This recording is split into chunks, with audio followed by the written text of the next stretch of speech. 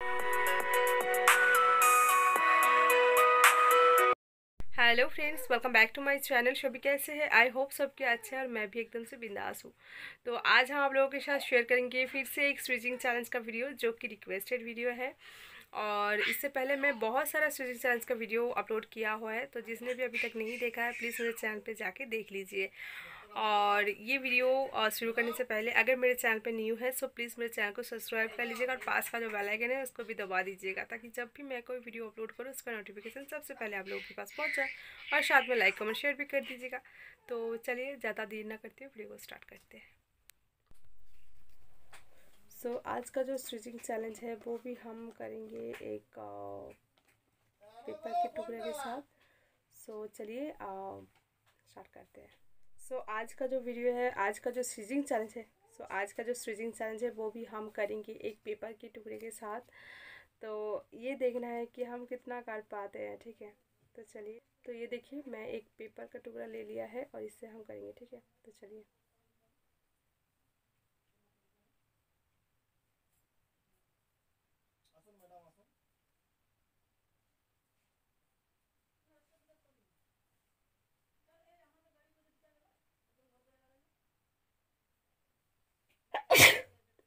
एक दो दो।